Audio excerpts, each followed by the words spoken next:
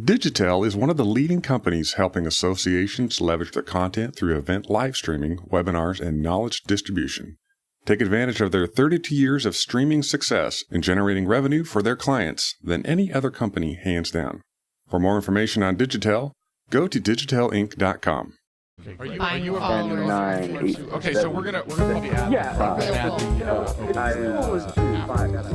Welcome to GatherGeeks, a podcast by BizBash, the place where people passionate about meetings and events come together. Here are your hosts, BizBash CEO David Adler and Executive Editor Beth Kormanik.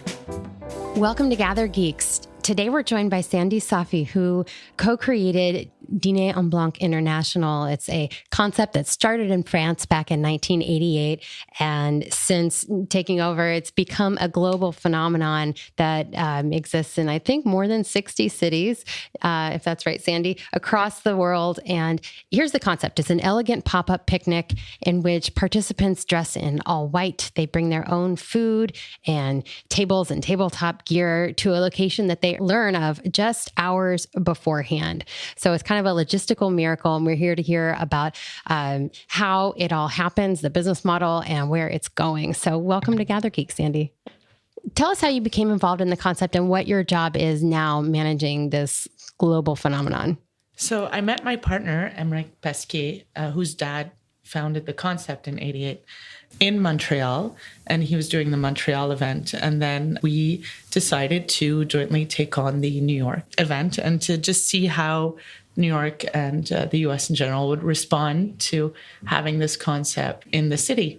That's basically how we started. We were seated in front of each other and we just announced that we were doing it in New York, and the press picked up on it. And suddenly we had thousands of people saying they wanted to attend, signing up on our waiting list, and it grew from there. Go into what it was like in France, what it was like in Paris. Explain the mother event. So the event in Paris is very organic. It started when Francois returned from having lived abroad and wanted to reconnect with friends. The backyard was essentially too small to have a dinner party, so they decided to go to the park and take the tables and tell friends to bring other friends and to dress in white so that they could recognize everybody who was attending. It was more of a tradition in France, and people kept coming back every year, and they kept holding it every year because it was just such a great time. And it grew in France to nearing 13,000 people. And it's only by friends inviting friends. So it remained a very organic tradition in France. And for that concept in France, 13,000 people, that's logistically, I'm sure, is insane. How did that work? Were people authorized to come and participate in the event? There wasn't really any authorization. So it was, let's meet up at this park and bring your tables and chairs and dress in white. And so people met up at the park, and then they wouldn't know where they were going unless they got the invite, right? So it wasn't like other people were party crashing or, and since they were bringing their tables and chairs, because you do bring your tables, your chairs, and your cutlery, your dinner, everything to the park to have a picnic, a genuine picnic. So since they were bringing everything, it was a mini logistical nightmare for each person. So you only had to take care of your own a distributed nightmare. Right? Yeah, it was broken down, and you only had to bring in what you needed for yourself. So you didn't have to worry about, this whole logistics. But when it came together, each person played a part in making that event as a whole, because each person was now participating in the build out of this event. So what was the central organization? Like, what were they responsible for? Choosing the venue, I imagine, and what else? Making sure that everybody fit properly, that the seating lined up, that we had a backup plan. At that time, they were being chased out from one park to another by the police, because you couldn't just gather, as nicely and, politely as you want in a park to have it. So these were illegal, basically, gatherings? These were illegal? I think it's the grandfather of all flash mobs that started in the 80s, and then the term, is something that we heard about here more in the 2000s. But I think this is where it really started. Just let's pop up there and do this. This is the original pop-up event. Or the original sharing economy. Yeah. In a sense. Yeah. So when you brought it over to New York, what stayed the same and what did you have to change? So there's definitely red tape in New York City. We won't hide it. No, there's never red tape. We have no trouble with red tape here. What made you crazy enough to start this in New York City? Well, I think... my partner's dad was like, oh, and as a French person, I think the idea of, New York and the, grandeur of coming to New York City was impressive. We were here with François, who, created the concept, and we're just walking around the streets thinking that we could actually do what we're doing in France. Like, oh, how about we take this park? Or how about we take that park? Not knowing, how much red tape it is to actually do something in an outdoor space in New York City. So there was definitely a challenge and a big learning curve. And I think the fact that there was so much interest from people in New York City and the communities that wanted to attend made it a bit of a smoother transition and a more welcoming environment than just simply the red tape of trying to set up an event in New York. But did you get the permit here, or did it start out kind of an underground type thing, or were you official from the start? Well, we were being chased quite a bit by phone calls going, you can't do this. And I think it was, we had a great article in the New York Times when we announced that we were going to do this. And then a phone call started coming in saying, no, you just can't take a park in New York. And, we read about this and, that's not how it happened. So I think it was a learning process for all of us and for parks to kind of understand that we weren't, just wanting to invade a park, but it was just part of the tradition. We want to showcase the great spaces of New York and have dinner and enjoy a fantastic place that we usually walk right through going to work and not really taking a moment to really enjoy how awesome it is together for a meal outdoors, something very simple, very civil, and just enjoy a night out under the stars, and to make them see that that's more what it was. And we weren't actually, invading public parks or something like that. So did you have the venue in mind when you announced it, or were you still working on that behind the scenes? We were definitely working on that behind the scenes. Yeah, I think we weren't expecting it to be that challenging. I think we found great partners in our first year location, which was at Battery Park City at the Marina Cove. And for us, it was also a port of arrival because it's at the marina. So it really did represent a bit of, arriving to somewhere and starting off in a new place. And it's just such a picturesque, magical space. I mean, the space does it all. And, between the beauty of the location plus the beauty of everybody's participation. But how crazy is it? The people don't know that they're going to be at the location till the morning of, right? They actually don't know until they get there. So describe that process. I mean, what is that like? As an attendee, you're taking this huge risk. You don't know what the hell's going on. So yes. Those are people that do take risks, that are participative in nature. They're people that take risks and they participate and interact with something, and they want to do something new, something that's interactive. So how did they figure this out in the first one? How many people were there? How did you tell them that they should even sign up to register for this? Can I tell you something about the first event? So when this article came out, Emmerich and I were seated in front of each other, and our waiting list, we just saw it grow from 1,000. We were like, wow, 1,000 people are interested. By the end of the night, I think we had 60,000 people or on your database? The first year was about 20,000 people by the first night. And we were like, how did this happen? So you were like sitting there set up for this. We weren't expecting this. And then we kicked into reactive mode. And, the global growth has just been reactive mode for us because there's so much interest in this event. But as a participant, to break it back down to how do you go? So you sign up online and you say, okay, I'm attending. And, you have a location where you can decide where you're leaving from. So you'll say, for example, Sandy, I want to leave from Columbus Circle. And all you know is that you're to show up at Columbus Circle, dressed in white from head to toe, tables and chairs and dinner, and, in hand. And from there, we will be taking you to somewhere for a unique experience. And how do you know that you're being taken? Is it text, or you see a champion at the place, or an ambassador? Yeah, the whole system is scaled, and it still is very scalable on, volunteers at every location that are guiding you to the secret destination. And do they know the secret destination, the volunteers? At the very last minute, they know where they're headed. So there's levels of that, and some of them know where they're headed, and some of them less. So they know, for example, that they're coming into the subway on Columbus Circle, and they need to exit on Bryant Park, but not necessarily that the event will be at Bryant Park.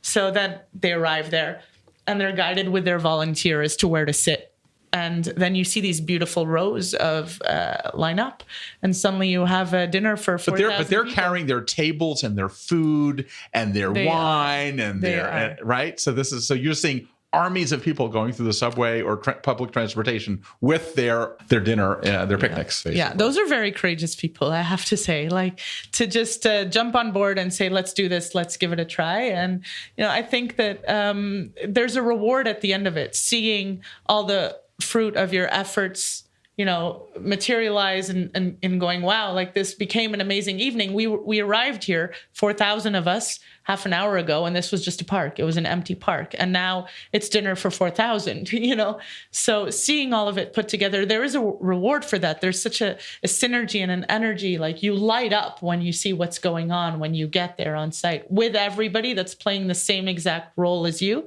to make it happen. So you're counting on the person next to you to be playing by the rules of the game, to be able to have that experience by the end of the night.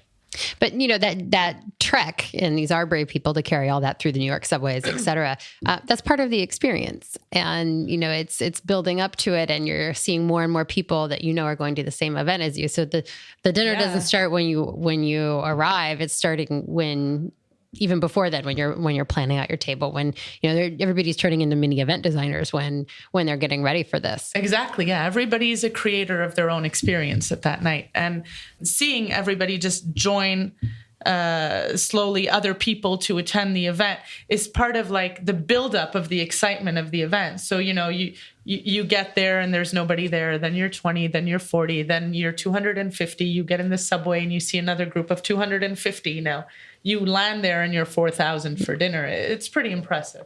So you mentioned global growth. How many cities does this happen in now? So we're now at about 76 cities in 2017. So we created Dîner Blanc International in 2012. So it's been 5 years, isn't it? 5 years. And how many people are participating in the whole universe? Well, we have waiting lists in many cities and it's not because we want to. It's just the size of the parks. But how many people are actually attending based on the 76 cities now? Total number, I think. I think the total number of attendees is about maybe 170,000 people attend, and we have a waiting list of maybe globally 600,000 people are on your waiting list, and you have a database for all those people and they're all volunteering their information in order to want to come to this event. Well, they're just putting down, they're putting down that they want to attend on a waiting list, and they're giving us, the right to contact them to let them know when this event's going to start taking place in that city. Then, you sign up and. So do people who had attended in previous years get preference to sign up and then you can move to your waiting list? Yes. Or do you open it up to everybody? Okay. Yes. So we tried as best to, I guess, normalize the tradition that was created in France. And it was friends of friends. So there's a priority for friends, which are the participants of the first year, and their friends as a second phase of registration to attend, and then newcomers after that. So we always leave a window, but the idea is that this grows in an organic way as, we try to stay in tune with the friends of friends and the tradition of what was created back in the 80s. Do you see that manifesting at the event itself? What do you mean? That friends of friends concept? Oh my God, do you ever? And do you see how many new friends you make and how many people you meet at these events? There's not many places, I think, other than maybe a plane where sometimes you start talking to a person you've never met, but where you'd actually sit down for dinner and you leave there making at least a handful of friends or more, because you're all in there for that same reason and with the same excitement, and you've all worked so hard to put this together. And there's just a synergy and an energy to that event that makes you connect with people on this. And you all have a love for the same thing too, enjoying a public space, enjoying a dinner together, sharing a meal with friends. So there's a lot of common factors, and that's something that leads to the international scalable component of all of this is, I think it's cross-cultural and the demographics and I guess cross-generational, because it doesn't matter who it is. They all like to have dinner outdoor in a public place. So all the place. generations are schlepping their picnics in, and you see it's not really a millennial thing or a Gen Y or Gen X thing. Is it everybody now? Is it across the board? I mean, I've been at dinners where I've had 25-year-old on one side and a 60-year-old on another side, and they're all equally having an amazing time. And I think that's very unique to this event. Is there more in a particular demographic? Yeah, I would say millennials up to 30s, 40s. Are taking the lead in a lot of this stuff. Because it does take a lot to prep for this event in terms of time. In terms of dollars, it's an investment to have the table, the chair, the white outfit, everything that you need to be able to attend. Once you have it, and you're good to go. And then we see people traveling from Philadelphia to New York, from New York to you Boston. You have groupies all around the world. Yeah, it's crazy. So going back to your expansion, how does that work? Do you have cities where you want to be and you scout for the right partners, or do you have people approaching you saying, hey, I want this in my city. How do I make that happen? So we set up a model where we will license out to people in a particular city as long as we know that group of people, it needs to be a group of people of 2 to 3 people that are leads on the project, actually know the city well, have good relationships, have experience of knowing how to set up stuff in their city. So they will basically reach out to us on our website and say, hi, I'd like to organize an event in Arizona or Cleveland or Melbourne, or, we've had requests from, Johannesburg to Singapore and passing via Vancouver to Boston. So people will just write in, and we receive all sorts of people that write in. And this is a for-profit business for the organizer as well, right? If they want it to be. Yeah. So the organizer chooses what they want to do with it. So some of them are as a for-profit basis. A lot of them also look for just the networking that they make at this event. They look for the connections that they can build. It's a window of visibility. It's an opportunity for that. There's a lot of ways to, I guess, feel compensated for operating this event. There's a financial, and then there's just simply for the love of doing it. And I do have people that are just simply that passionate, and it is for the love of the event. Delving into the financial, are these ticketed events? Do they sell tickets? Like if you're going, are you buying a ticket? Yes. If you're going, you're buying a ticket. We didn't start it up that way, but having seen the red tape and how we needed to operate, we had to be very reactive if we wanted the event to take place. And if we wanted to build this great network and give these experiences out there, we had to react to the permits and the regulations and what's needed and insurances and things that you might not think of. So sometimes people say, hey, well, I just have my table and chair and I'm having a meal in a park. Why do I have to get a ticket? Well, the infrastructure that's around it that you might not see is actually quite impressive and important to make sure that people are, safe and well taken care of. And, we abide by the regulations at this point to be able to keep this network growing. Originally, we were just, I think, being, fun and wanting to do something creative. And there wasn't that in the background. Mm-hmm. But you've established a real brand that people trust. So part of the brand seems to be what makes people want to participate as well. Because anybody can go to the park and have a meal. Yeah. But it's the experience that you created. And as a licensor, what do you provide and what does the organizer provide? Delve into from an event planning perspective a little bit. When we started receiving requests after the New York event from all over the world, we were not set up to run around the planet and create this event. So then we decided, well, how can we give people a turnkey solution to create this event, to respect the tradition and where this event came from, while, still making it financially feasible? We can't be everywhere. And at the number of requests that we're receiving, we definitely can't respond to. So we created a model, which is a licensing model, where it's actually for free, the license to a team that's qualified. That allows us to accept many more teams because we're selecting them based on their qualifications and not just, are you able to put out an X amount of dollars.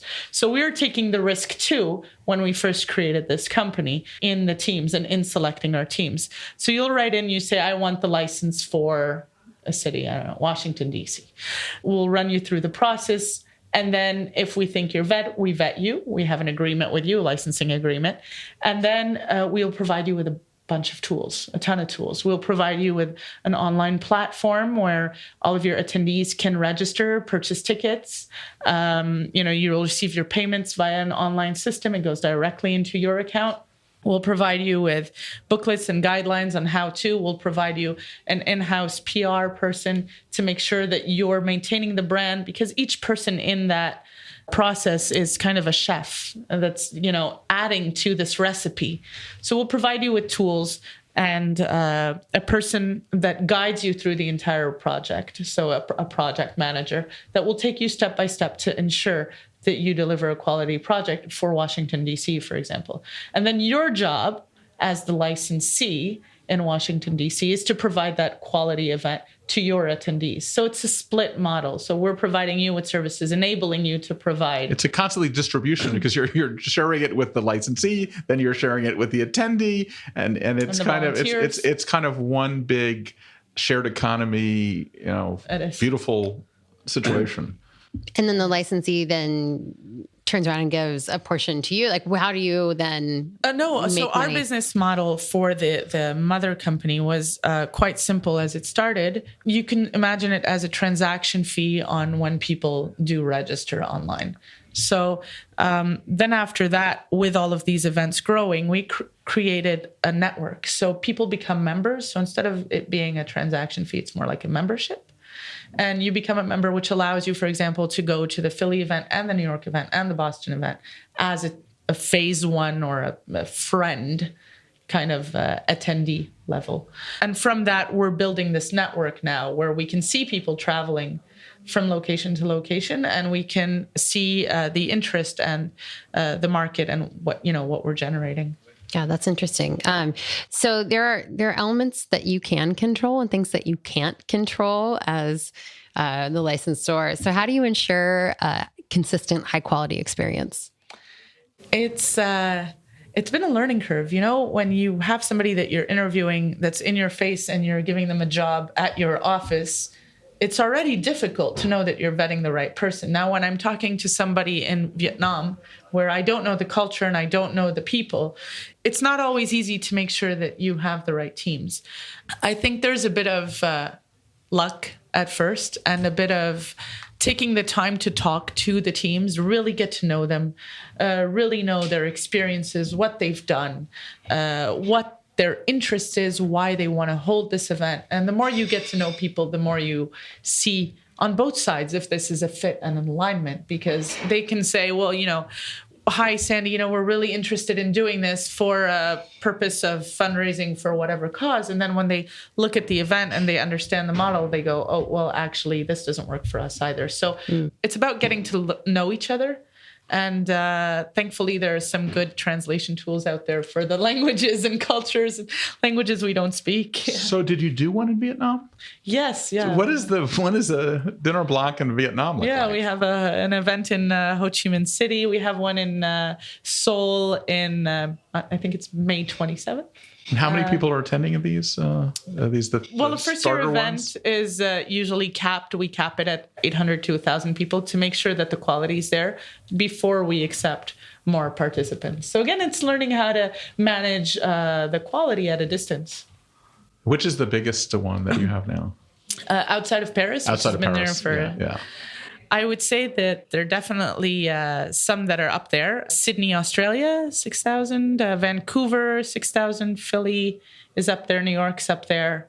In the U.S., 5,000. And you're controlling. You only allow a certain amount of growth every year, right? Based on the number of years that they're. It's making sure that the quality of the event is there. If we were to just let 15,000 people come into a public space and do this all together without, following the steps and ensuring the control, I think we'd lose the quality of the event. So that answers Beth's question a bit. Yeah. And how many do you personally get to go to each year? I guess as much as I can and not as much as I wish I could. So it's a matter of managing, I think the office and the growth.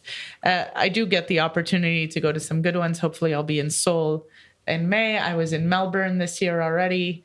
And, we're only March. And what is the day of like for you when you attend one of these? On site? On site, right? On site. On site is great. I mean, I get to connect with the teams in every city, get to really know them, finally get to meet them. So there's a big bond and an anticipation of finally putting physically a face to a name, beyond Skype and FaceTime. Are you running around working on logistics? Are you setting up a table? What is it like for you?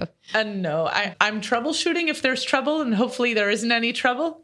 And then I'm just getting to meet people and enjoying the event. And I take the time to walk through every single city and to see how the participants react and what they bring to the event. And you do feel a very big difference if you attend, let's say, an event in New York City to an event in Melbourne or Singapore, where maybe in some places the emphasis is put more on the food and in others on the fashion, and in others they're just, they're just chill and laid back and want to have a nice evening out, whereas some are a bit more like competitive on what they're wearing and, the fascinators and the headpieces that they do. I mean, people really go all out. I mean, short of bringing a chandelier and a generator to an event and setting it up, they deck those tables like it's unbelievable. What have you learned about humanity from this? Wow. I think there's definitely a common ground wherever we go. And when we tap into an event like this, through this, it's really that we can all connect on the same level, regardless of the culture, the age group. We're all able to just connect at the same level. And you feel that energy when you walk in there. It's very difficult to put in the words. That's a difficult question. There's a feeling, you kind of know it. Yeah. And you talked before this. We talked about how there are weddings here at these things. Tell us more about that. Yeah, I was saying, this year we have 8 events that passed, and out of that, in 4 events we had proposals. Yeah, and in one event even we had an impromptu wedding. So people just decided, well, we're all dressed in white. This is a great place to be. It's probably one of the most magnificent locations in our city. So let's just do it. And then they brought a minister with them and did the wedding on So you site. never know what to expect when you go to these things. Definitely. From unicorns to chandeliers to just a great night out under the stars. So like many great events, you have had to deal with imitators. Imitators have risen. What do you do about copycat events? We've learned to accept it a bit better. And I think the model that we've set up and our way of maintaining quality and our way of growth can't really easily be imitated. So what we do get sometimes is people that are frustrated of not being able to attend and then decide to say, well, we're going to do our dinner in pink or dinner in black or dinner in beige. So they don't usually really last. Imitation is the best form of flattery too. So, we're okay with that as long as everybody having a good time out in a park. What else can I say? That's the concept was that. So it was to bring people to be able to enjoy their public spaces and a sense of community and come together and have a good time out. So if they're doing it, good for them. Yeah.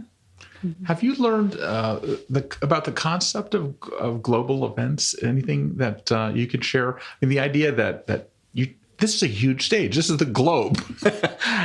Is it something that is easier than you thought or harder than you thought when you got into this? It's very scalable, but I think I don't really have an idea of what we've done yet. It seems like a silly answer, but sometimes you're so into it and you're just handling everything that you don't take a step back and look at it and go, wow, this is huge. This is on a global scale. Is it any different than what any organizer would do? Is it sort of like it's just on a bigger scale and you still deal with it one guest at a time? No, it's a network. It's the network effect? It's the network. It's the network. Was it that first day that you had an article in the New York Times and you saw your waiting list going higher and higher? Was that still the pinnacle of pinching yourself that this is happening, or does something else happen since then? Things happen every single day, and you can't believe this. In that mode of like reacting and responding and learning and growing. What's the strangest place that called you to want to do an event? Strange? Nothing strange. They're all people that want to enjoy an evening out in a park. What countries would you never have expected you'd be in? Kigali was one of the first cities that joined. So that was one of the first cities that joined. And what was their reason for wanting to do it? they looked at it and they said, this is a great event. And we want, like I said, everybody's on the same, for one night, everybody's on that same level. We're enjoying a meal together with friends. Well, there's nothing better than that. And there's not a culture or a community that doesn't understand that or doesn't enjoy that. It's very simple. I have one question that is the big elephant in the room question. Uh-oh. You're an outdoor event. Every event organizer goes crazy with the weather. Oh my How God. do you deal with the weather issues? A cloud must make you want to like cry sometimes. No, tough skin. Tough skin. Tough skin. It's a rain or shine event. Yeah. And for many years, we just felt that we had a star that kind of protected us from the rain until one day, We've all had it. No one is immune from it that. rained. It took 5 years. Did So it? we got away 5 years with just luck. Yeah. But that year was not a good year. It was a big learning opportunity. And What did you learn? How could you control the weather? Let us know. Everyone's wants that answer. we learned how to control the weather. Yeah. Do you want my secret? Yeah, what is your secret? That Can't tell you. I'd have to kill you. I think we learned a bit more how to take such a large event and to do some plan Bs or. Oh, what is your plan B? That's a good idea. Which. What is plan some B? people do. So our policy is this is a rain or shine event. So unless there's a major storm headed our way, then this is a rain or shine event. And if I talk about like a city like Philadelphia, I was there and it was 4,000 people and it was drizzling. All night long it was drizzling. But people responded to it with such energy and enthusiasm. And the energy was there. Like they were having a fun time. They were dancing under the rain and they were just enjoying it. Like Woodstock, the movies, the Woodstock movie, to showing my age. When was the last time you danced under the rain? Did you require the umbrellas to be white? Yes. Really? Yes. Oh my God. Clear or white. And then we have some ponchos, and, we give people notice that, this is a rain or shine event. We do expect your participation, kind of cover up. And That's fantastic. People respect the fact that it's a rain or shine event. We had this one-off event in Chicago last year, which that was unfortunate, where everybody was looking at their radar and it says it's sunny outside and, we're looking out the window and it's not sunny outside. It's pouring rain. So I would assume attendance does suffer a little bit. Yes. And it's really unfortunate. And I'm laughing about it, but I really shouldn't.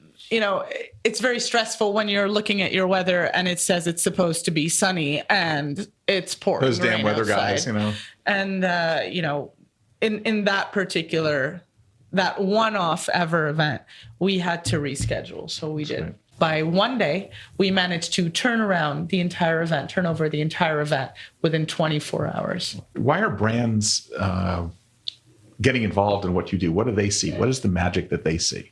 Yeah, so we do receive requests from brands wanting to create partnerships with us, and we try to find the brands that have the most synergy with the event, that understand what this event is about. But it's also about creating opportunities to elevate the experience for more interaction. Don't you have the rules about brands? Oh yeah. What are your brand rules? Sort of your basic brand rules. Well, they need to align.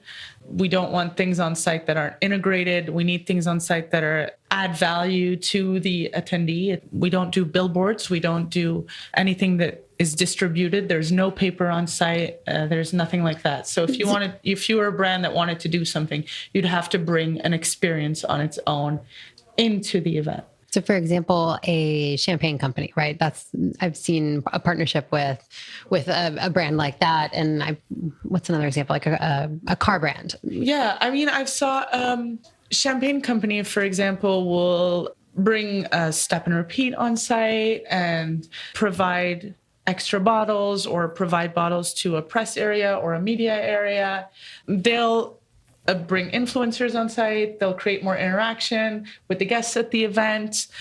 I think travel and tourism is a great bracket for partnerships. We've had a partnership with a cruise line where they just wanted to showcase the different components on their cruise and rebuilt some components on site And, we always make sure that there's something added value given to the guests too. So there was like little macaroons that were being distributed to everybody. You don't have desserts. Do you have a goodie bag or anything? You don't do that? No, we don't do it. Yes, we do not do anything that is distributed on site that people might leave behind. That's paper on site, no garbage on site. So sustainability, the place looks better than when you left it, I assume? That's the goal. The goal, yeah. In its essence, it's a green event, right? Because people are bringing their real plates, real forks, real knives. They're not supposed to leave any garbage behind. Right. They're bringing tables and chairs. And so, it's the model is a green event. And the economic value of each one of these events has got to be enormous. When you think about it, all the things that people are buying and bringing and transportation and fashion and food has to be pretty substantial for each market. The economic impact is millions in each market, and it's value to the community. It's the travel, it's tourism, it's people buying stuff locally, it's shopping for food, it's shopping for fashion items, and definitely generating more interest in local stores as well. And the local community definitely benefits from these events for sure. Well, finally, we'll close with a question about the opening of each dinner, because I think traditions are important, and there is one tradition that every Dîner en Blanc has. So why don't you tell us about that? Yeah, it's the waving of the napkin. So since this event was created in the 80s, originally that tradition came from when everybody settled down for dinner, they took over the space. And once they were settled, they waved the white napkin to indicate the space has now been taken over. We're all ready, dinner's to commence. So we've kept as much as we can some of those traditions. And the waving of the white napkin is the beginning of the dinner at the event. So it's an iconic moment and people anticipate it. And it's very photogenic too. You'll see it in some good pictures. Countless Instagram posts, I'm sure. Yeah. Well, Sandy, thank you so much for joining us. Why don't you tell everybody how they can learn more about the event and reach you? Yeah, so, you can go www.dinerenblanc.com and select the city that you want to participate in if you want to participate, or contact us by filling in a contact us form and saying, we want to host this event in our own city, and telling us a little bit more about yourself. And we'll look forward to welcoming you into the family of Dîner en Blanc. Thank you. Thank you for joining us. Thanks, Sandy. This is fantastic. Thanks for listening to today's episode. If you like what you're hearing, be sure to subscribe to the podcast on iTunes or your favorite podcast app. We can be found on iTunes, Stitcher, SoundCloud, Player FM, Google Play, and Pocket Cast. Be sure to leave us a rating and review. It helps others discover the GatherGeeks podcast. We'd also love to hear from you. You can leave feedback on Twitter @GatherGeeks or leave us an email, gathergeeks@bizbash.com. We hope you'll join us again for the next episode of GatherGeeks. Until then, gather on. If you are looking for a state-of-the-art learning management system, take a look at Digitel's newest platform, Opus DX. Opus DX offers the robust platform for event organizers and associations to manage content. To learn more and schedule a demo, email them at contactus@digitelinc.com.